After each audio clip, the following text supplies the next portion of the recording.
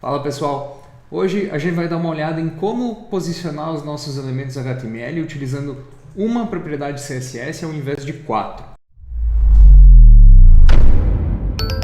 Então eu tenho aqui um arquivo HTML simples, onde eu defini uma div container e uma div inset.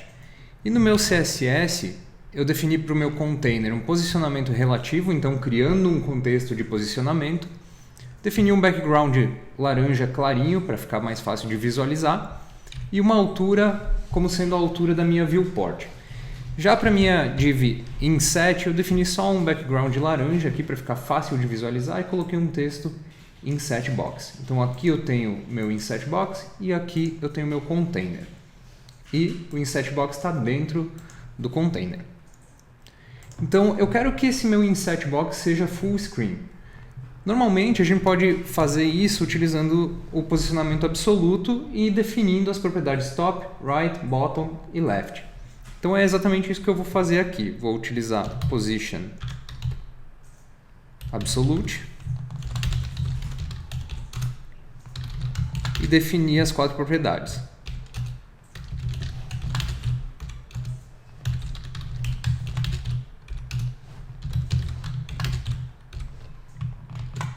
Com isso eu já consigo a minha div full screen. Mas isso aqui é meio chato porque vamos dizer que eu queira que essa div não seja full screen, mas que ela fique a 100 pixels das bordas da janela. Então eu teria que trocar todos esses zeros por 100 pixels. Então é relativamente fácil com os editores modernos, né? Eu consigo trocar todos os valores de uma vez. Mas agora a gente tem uma nova propriedade CSS que facilita isso. Eu vou tirar aqui, então, todas essas propriedades e vou utilizar agora a propriedade inset. E aí, se eu definir ela como 0, vocês vão ver que a minha div volta a ser full screen. Então, o que o inset fez? Ele determinou as 4 propriedades de uma vez só para 0. E se eu trocar ela para 100 pixels, o que acontece? A gente tem então a nossa div posicionada exatamente como a gente quer. E o interessante dessa propriedade é que ela funciona mais ou menos como funcionam as propriedades margin e padding. Então eu consigo definir os posicionamentos todos nessa declaração. Então vamos dizer que eu queira 100 pixels no topo e 100 pixels embaixo e 50 pixels à esquerda e 50 pixels à direita.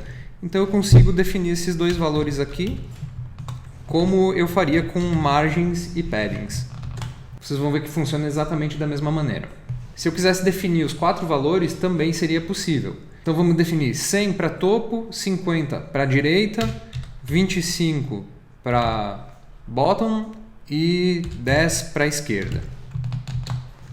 Então funciona exatamente da mesma maneira. Outra coisa que é importante notar é que essa propriedade vai respeitar o contexto de posicionamento da mesma forma que as outras 4 propriedades respeitam. Então, se eu vir para o meu container, por exemplo, e alterar a altura dele para 50% da minha viewport, vocês vão ver que o inset box vai acompanhar esse elemento. Então, ele está posicionado em relação ao container. Já se eu vier para o meu inset box e mudar o posicionamento dele para fixed, vocês vão perceber que ele vai passar a ser posicionado em relação à viewport. Então eu tenho aqui atrás o meu container que vai só até a metade da janela e o meu inset box está sendo posicionado em relação à viewport. Então é basicamente isso, é uma propriedade nova que eu acho que vai ser cada vez mais utilizada. E questão de suporte dos navegadores. Se vocês olharem no Can I Use, vocês vão ver que já tem quase 82% de suporte dos navegadores. Eu ainda esperaria um pouquinho para utilizar em projetos que vão para produção, né? Mas comentem aí se vocês acham que já dá para começar a usar, se vocês já estão utilizando, se vocês pretendem utilizar. E não se esqueçam de se inscrever e ativar o sininho para ficar por dentro das próximas dicas.